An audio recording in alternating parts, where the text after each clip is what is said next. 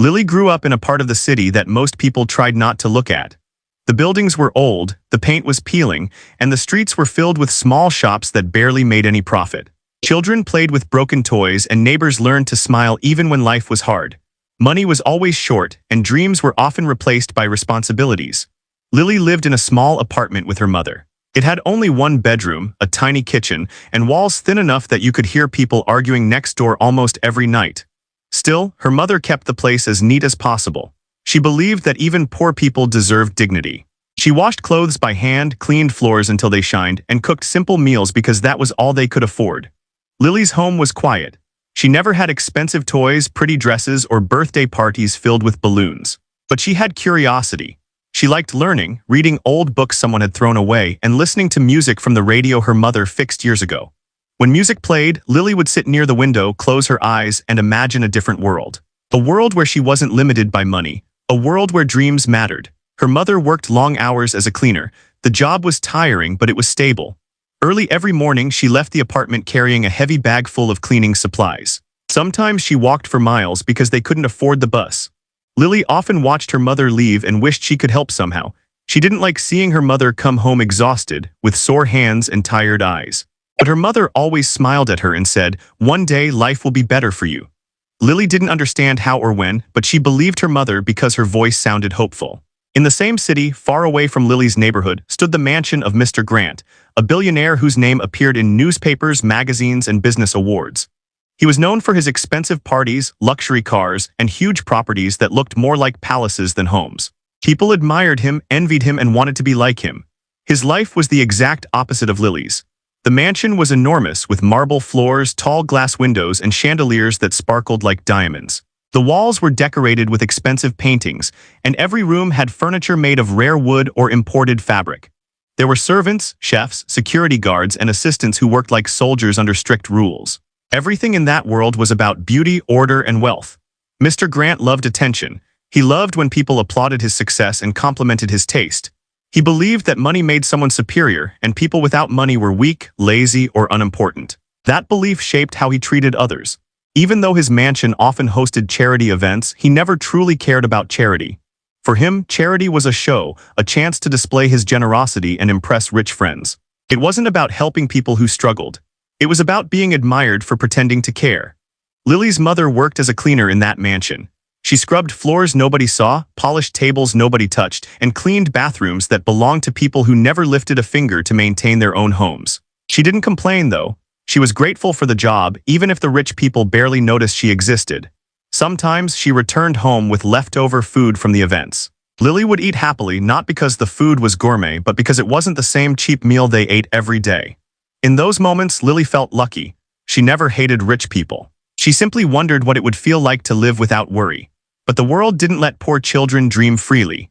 In Lily's neighborhood, most children dropped out of school early or worked part-time to support their families. Some felt trapped, believing that dreams were only meant for people with money. Lily tried not to think like that, but she struggled. She often wondered why some people had everything while others had nothing. Despite the struggles, Lily was different. She didn't talk about what she didn't have. She didn't envy anyone. She enjoyed small things, the sound of rain, a warm meal, a kind word from her mother. But deep down, she wished for one thing she had never seen up close: a piano. She had heard pianos on the radio, in old movies, and sometimes from a distant window when someone played badly. The sound of a piano made her heart feel alive. She didn't know why. She had never touched one, but she dreamed of it anyway. She imagined pressing the keys, feeling the vibration, telling a story through music. It felt impossible, but she allowed herself the dream. In Mr. Grant's mansion, there was a grand piano, beautiful, shiny, expensive. It stood in a large hall surrounded by white walls and crystal lights. People admired it not for its music but for its price. They saw it as an object of status. Lily, if she ever saw it, would see it as magic. Two worlds existed in the same city. One where luxury was normal and pride was loud, and one where survival was a daily challenge and dreams were quiet. These worlds rarely touched, and when they did, the rich often looked down and the poor looked away. Lily didn't know that life was preparing a strange moment where the worlds would meet, where judgment would clash with talent, and where a single performance would change how people saw her. For now, she was just a poor girl with big dreams, living in a world that believed she should stay small. She didn't know that life would soon place her in front of a piano, not in a dream, but in reality, and that moment would reveal something neither world expected. Lily never imagined that one small decision would lead her into a world she had only seen in movies. It happened on a Thursday evening, just like any other, when her mother returned home looking more tired than usual. Her shoulders drooped and her eyes looked heavy, but she still tried to smile when she saw Lily. She set her bag down and said, "Tomorrow I have to work late at the mansion. There's a big event coming up and they want everything perfect." Lily nodded. She was used to her mother working late, but this time there was a problem. School was closed because of a maintenance issue, so Lily had nowhere to go. Her mother couldn't leave her alone at night, but she also couldn't miss work. After thinking for a while, her mother said, "You'll come with me tomorrow, okay? You can sit in the corner quietly. Just don't disturb anyone." Lily didn't mind. She liked going outside, even if it wasn't to a fun place. She didn't know that this simple decision would change everything. The next evening, they reached the mansion. From the outside, it looked even bigger and brighter than Lily remembered. Giant lights stood in the garden, making the entire place glow. Expensive cars lined the driveway, and uniformed guards stood outside, stiff and serious. Lily's mother checked in with the supervisor, who barely glanced at Lily before turning away. People didn't care about kids in uniforms. They cared about who was rich, who was important, who would donate the most money. Inside, the mansion was alive with activity. Workers rushed around, adjusting decorations, polishing silver trays, carrying boxes of flowers, and organizing chairs. It looked chaotic but expensive chaos. Lily followed her mother quietly, staying close behind. They passed long hallways, bright chandeliers, and giant paintings of people Lily didn't recognize. Everything smelled like perfume, flowers, and money. Her mother took her to a small cleaning room and said, "Stay here, read your book, I'll come check on you." She kissed Lily's head and left quickly. At first, Lily obeyed. She sat on a chair, reading, listening to the loud footsteps outside. But curiosity kept calling her. She didn't want to touch anything, but she wanted to see. She wanted to explore. After a while, she stood up and peeked into the hallway. Nobody paid attention to her. Rich people didn't see poor kids, especially ones wearing simple clothes and carrying school books. She walked slowly, staying close to the wall, unnoticed. She passed the dining hall where chefs arranged tiny, perfect plates of food. She passed the ballroom where workers hung white curtains that stretched from floor to ceiling. Everything looked magical and unreal. Then she heard something. Music, not loud, not chaotic, soft and smooth, drifting through the hallway like a gentle voice. It made her heart jump. She followed the sound as if her feet moved without her brain. She turned a corner and entered a wide room. There it was, a grand piano, black, shiny, elegant, sitting in the center of a huge hall. Someone was playing it, a woman practicing a piece. The keys moved quickly beneath her fingers, creating a melody that filled the room with beauty and sadness. Lily stood frozen. She had never seen a real piano up close, not like this. She didn't breathe, she didn't blink. She watched in awe as if she were staring at magic. The woman practicing stopped suddenly. She looked frustrated, closed the lid of the piano, and walked out, muttering something about bad lighting. Lily stepped closer, her heart beating faster. She felt like she was standing in front of something sacred. The piano was taller than she expected, heavier, more powerful. It was a piece of art, not just an instrument. She wanted to touch it so badly, just one key, just to feel what it was like. She raised her hand slowly as if approaching a sleeping creature, but a voice behind her made her jump. "What are you doing here?" Lily turned around quickly. A tall man in a black suit stared at her with cold eyes. He didn't look angry, just annoyed. He assumed she didn't belong there, which was true. She panicked and stepped back. "I'm not touching anything," she whispered. "Who are you?" he asked. "My mother works here," Lily said softly. "I'm waiting for her." He stared at her for a moment, then sighed. "You shouldn't be wandering around. Stay with your mother next time." Lily nodded and turned to leave, but before she walked away, she looked back at the piano once more. The man followed her gaze and said, "That piano costs more than your entire neighborhood." He expected his words to impress her, but they didn't. Money meant nothing to Lily. Music did. She walked back down the hallway, clutching her hands tightly, afraid she would never see something so beautiful again. But her heart felt different now, full, excited, alive, just because she had seen it, just because it existed. That night she returned home exhausted, but her mind refused to rest. All she could think about was the piano, the way it looked, the way it sounded, the way it made her feel. She knew she wasn't supposed to be there. She knew she didn't belong. But for one small moment, she had stood in a world that wasn't hers, surrounded by wealth she could never imagine. And she felt something powerful, a longing she couldn't explain. A desire not just to see music, but to become it. She didn't know it yet, but that moment, one accidental visit, would become the beginning of a story that would change everything. "You said," Lily returned to the mansion the next afternoon with her mother, who had been called in again to finish preparations before the charity event. The mansion looked even grander today, shining with golden lights and filled with decorators, assistants, and musicians who moved around like they were part of an important film. Lily walked in quietly, remembering the piano she had seen yesterday. The memory stayed in her mind like a soft melody she could not forget. Her mother told her to sit in a corner and wait, but curiosity was stronger than instructions. The mansion was full of noise, footsteps, chatter, clinking glass, but beneath all of it she could hear the faint sound of piano keys being tested.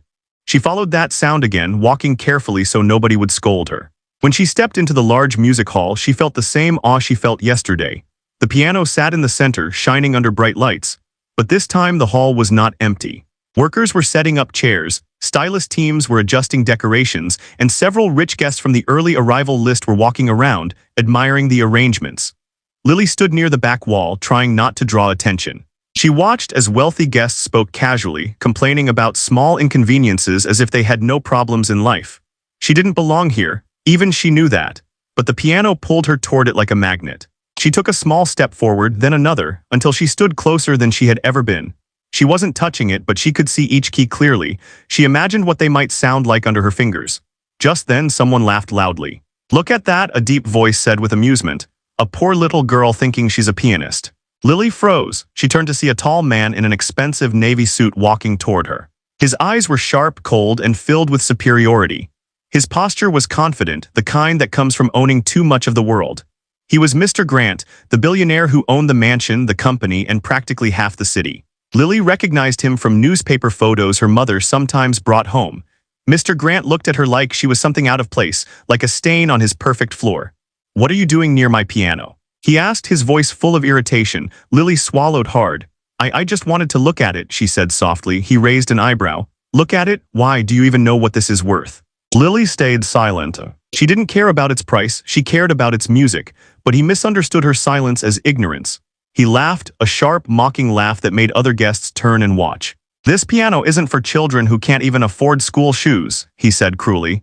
"It's not a toy." Lily felt her cheeks burn in embarrassment. She didn't know where to look. She wanted to disappear. One guest whispered, "Who let her in here?" Another chuckled, "Maybe she wants to try playing." Lily's heart skipped. She knew they were mocking her, but something inside her whispered a question she didn't dare say out loud. "Why not?" "Why can't I try?" Mr. Grant stepped closer, towering over her. His voice dropped lower, mocking, cruel, and loud enough for the room to hear. "You," he said with a smirk, "you can't playing the piano." His words felt like a slap. They weren't just insulting. They were dismissive, like she was nothing more than a joke. Some guests laughed lightly, pretending not to be rude while still enjoying the moment. Lily lowered her eyes. She wanted to run. She wanted to hide. She wanted to cry, but then something unexpected happened inside her. Instead of fear, she felt a strange spark of courage. She lifted her head slowly and whispered, "I can try if you let me." The room fell silent for a moment. The billionaire blinked, surprised that the poor girl dared speak back. Then he chuckled again, louder this time. "Oh, this is entertainment," he said. "You want to play? Fine, show us." The people around him giggled quietly, clearly expecting a disaster. They were not offering her a chance, they were offering themselves a joke to laugh at. Lily heard the laughter. She felt the humiliation. But she also felt a strange determination rising inside her. She didn't want to prove anything to them. She wanted to play for herself, for the little dreams she kept hidden in her heart. Mr. Grant stepped back dramatically and gestured toward the piano. "Go ahead," he said, "surprise us." He didn't believe she could do anything. Nobody did. All eyes turned to Lily. She felt her body shake, her throat tighten, and her legs turn weak. She walked slowly to the piano, her small fingers inches away from the glossy keys. She hesitated, her breath trembled. She had never touched a real piano before. She didn't know if she would play well or embarrass herself or freeze like a statue. But one thing was certain, the billionaire's mockery did not break her, it lit a fire inside her. A fire she didn't know she had. And as she sat down in front of the piano, unaware of what would happen next, every person in the room leaned forward, some out of curiosity, some out of amusement, but none ready for what Lily was about to show them. Lily sat in front of the grand piano, her small legs trembling as they barely reached the pedals. She had never felt so exposed, so alone, so vulnerable. The piano was beautiful, polished, powerful, and it felt like the entire world was watching her face off against it.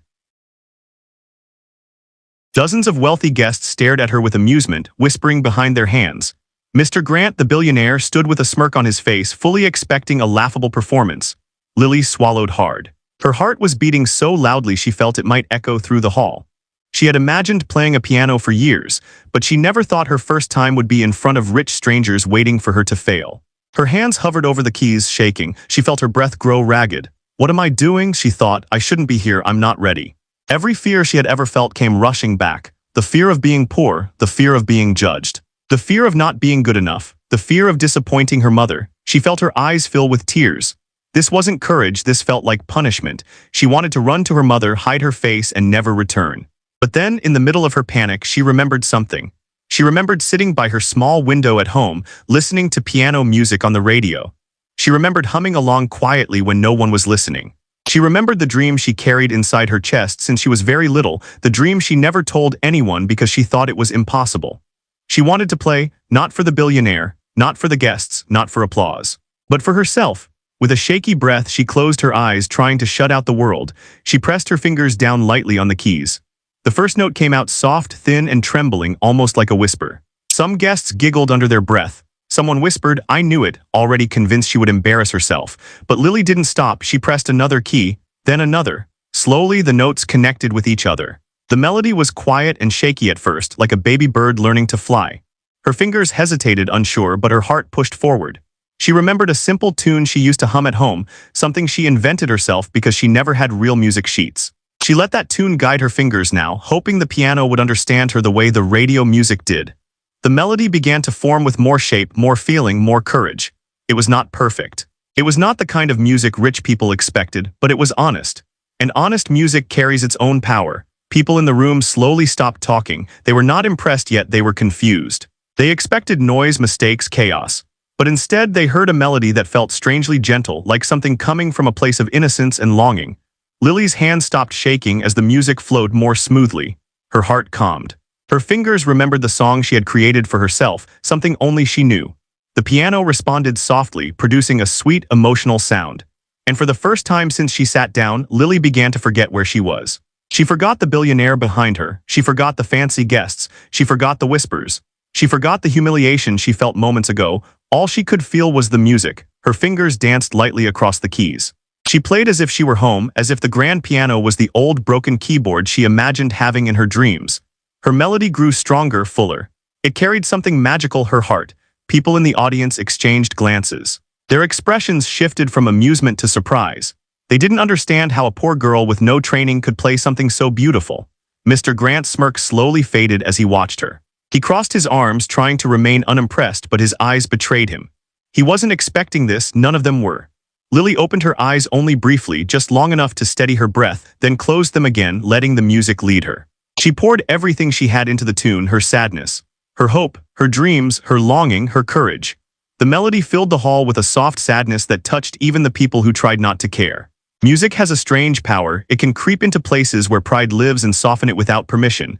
Some guests leaned forward, listening more carefully. Some stopped whispering entirely. Some looked shocked. Nobody laughed anymore. Lily finished the last line of her melody with a gentle flourish, her hands slowing until the final note hung in the air. The sound lingered, echoing softly across the large hall. For a moment, nobody moved. Nobody spoke. The room remained frozen, caught between disbelief and admiration.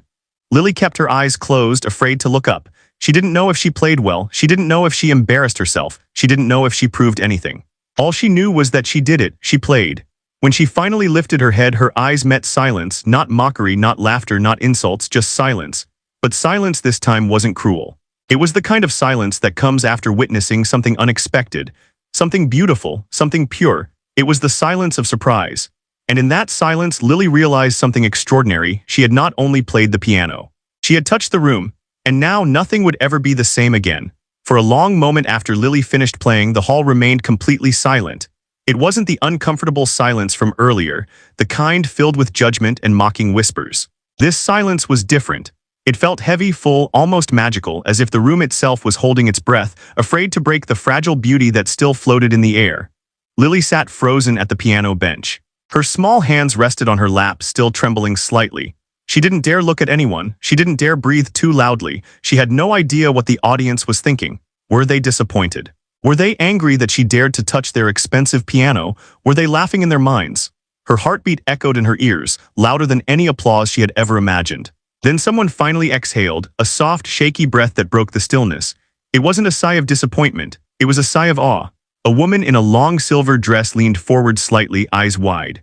A man beside her whispered, "Where did she learn to play like that?" Another guest shook his head slowly, unable to find words. These were people used to hearing expensive performers, trained musicians, and high-class entertainment. But none of them expected a poor girl, someone they assumed had no future, no opportunity, no place in their world, to create something so emotional, so pure entirely from her heart. Mr. Grant the billionaire stood near the back, arms crossed, but his expression had changed in a way even he didn't notice. The smirk he wore earlier was gone, his raised eyebrows, once full of arrogance, now lifted in surprise. He looked confused, almost annoyed that he couldn't explain how a child from poverty played with more passion than professionals he had hired for his events.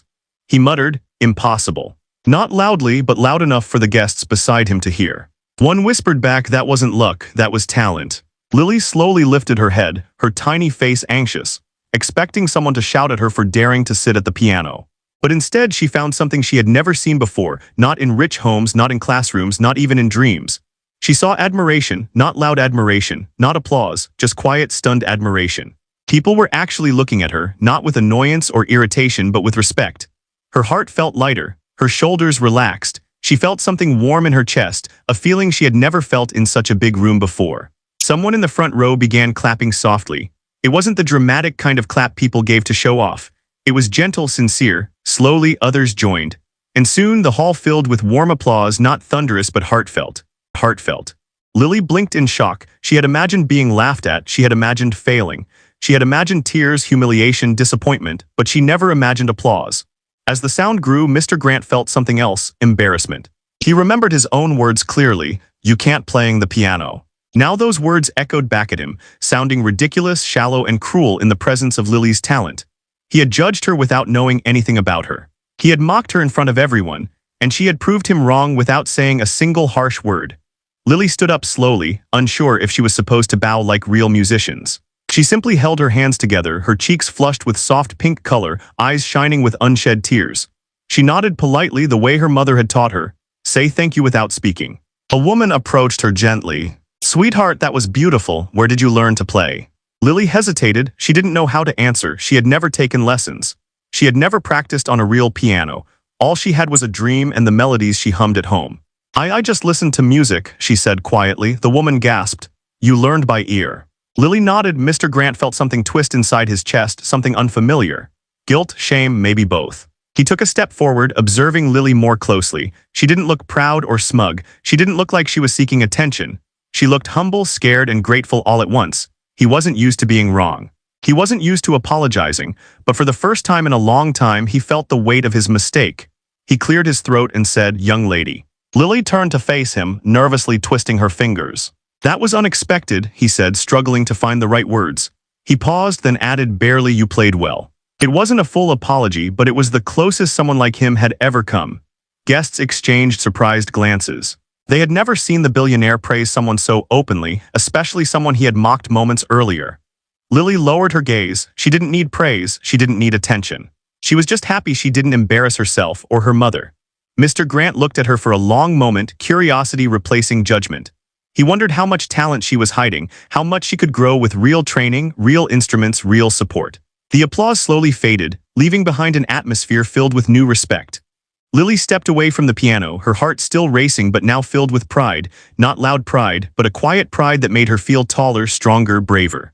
In that moment, one thing became clear to everyone in the room. She wasn't just a poor girl. She was a musician, a rare one, and she had just turned the entire room from laughter to awe. As Lily stepped away from the piano, she felt lighter than she ever had before. The applause slowly faded, but the feeling it left inside her didn't disappear. It stayed, warm and glowing like a tiny flame in her chest. She had walked into this room expecting humiliation, but she now stood in a place where people looked at her with real respect, something she had rarely felt in her life. The wealthy guests who earlier whispered insults and laughed behind her back now watched her with new eyes. Their expressions had softened. Some smiled kindly, others nodded approvingly, and a few simply stared in disbelief, still trying to understand how a poor girl had outplayed every prejudice they held. Lily didn't fully grasp the shift, but she felt it. People were not laughing anymore, they were admiring, and that change, quiet but powerful, made her legs tremble with emotion. Mr. Grant, the billionaire who had mocked her so confidently earlier, stood still, his face unreadable. His pride was bruised and his ego struggled to accept what he had witnessed. He wasn't used to being wrong, especially not publicly.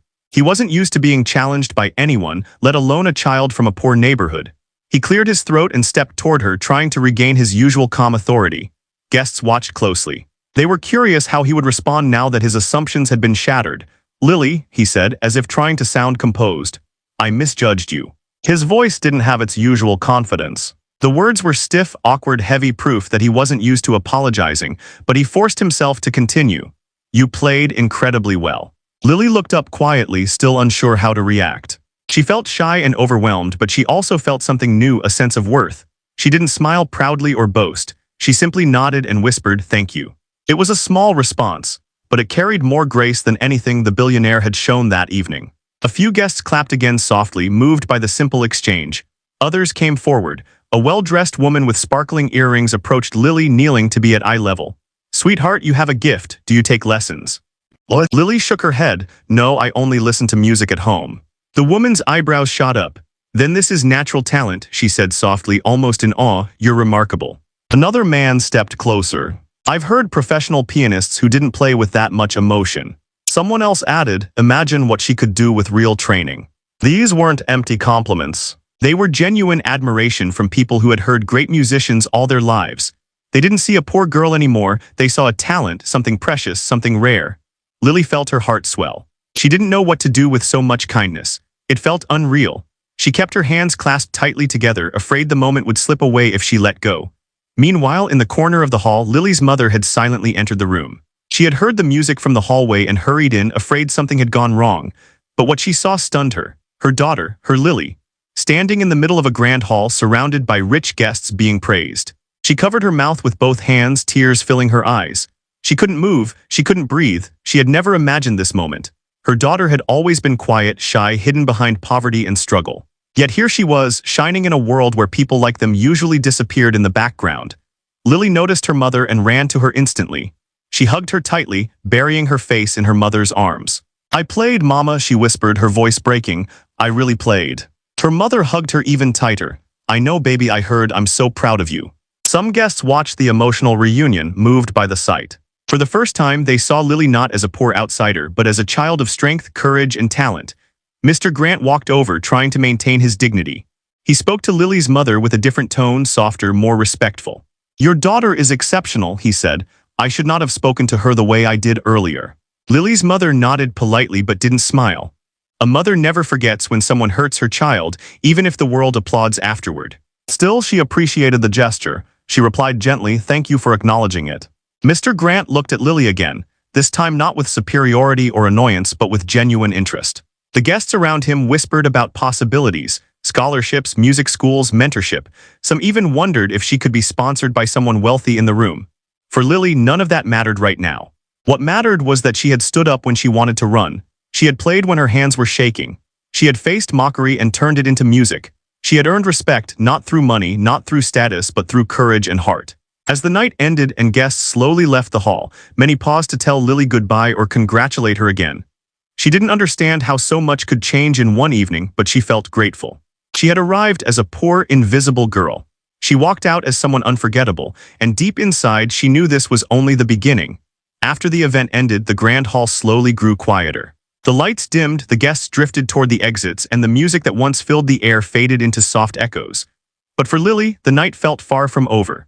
Something inside her had awakened, something warm, bright, and full of possibilities she had never allowed herself to imagine. Her small hand remained inside her mother's, and she held it tightly as if afraid the moment would vanish if she let go. They walked down the long hallway together, past the chandeliers, polished floors, and giant windows that reflected the night sky. Lily felt strangely tall, even though she had not grown an inch. Confidence didn't show on her face, but it lived quietly in her chest, beating gently like a new heartbeat. Her mother glanced down at her every few steps, unable to stop smiling. Pride shone in her eyes, real pride, the kind that erases years of hardship for a moment. She whispered, "You were amazing tonight," and Lily's cheeks warmed in response. Outside the mansion, the cold night air greeted them. Lily could still hear faint applause in her memory. She had never imagined applause belonging to her. Before tonight, applause was something she heard from far away, from television screens, from rich people's events, from places she didn't belong. But now she had earned it.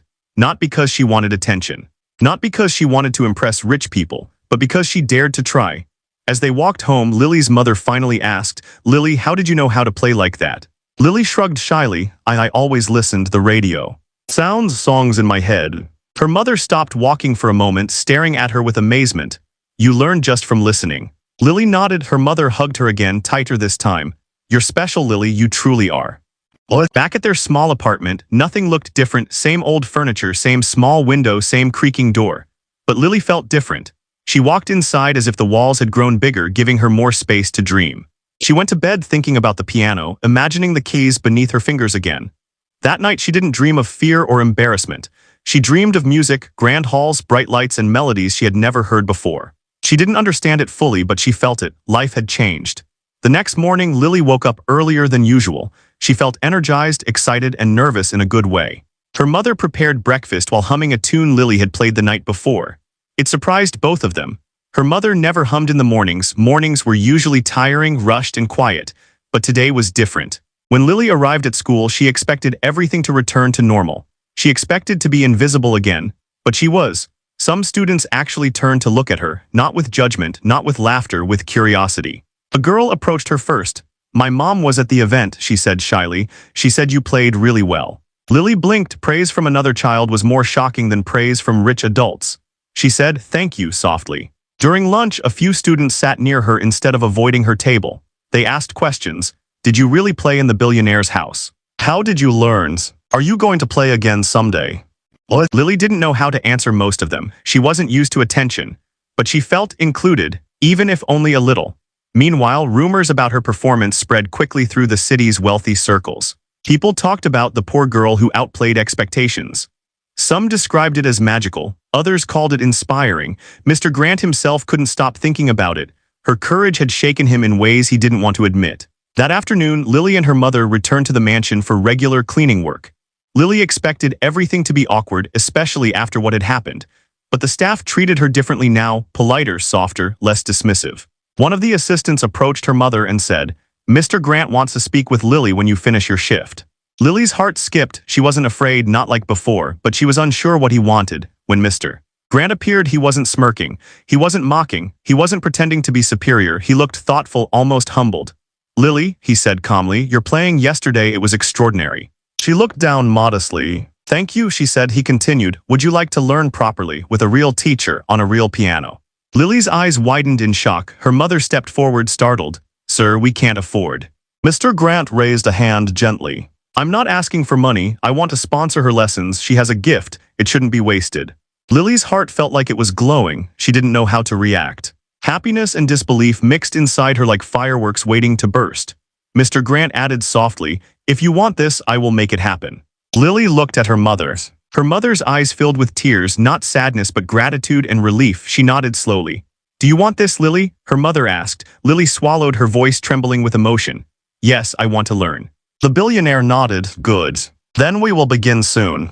At that moment, the world around Lily didn't change physically, but inside her heart, everything shifted. She wasn't the girl who stood near the piano afraid to touch it. She wasn't the girl who accepted mockery quietly. She wasn't invisible anymore. She was a musician, a learner, a dreamer with a real chance. And as she walked home with her mother, the evening sun painting the sky orange and pink, Lily felt something she had never felt so clearly before. Hope, real powerful hope. She had surprised everyone, but more importantly, she had surprised herself. She had surprised herself.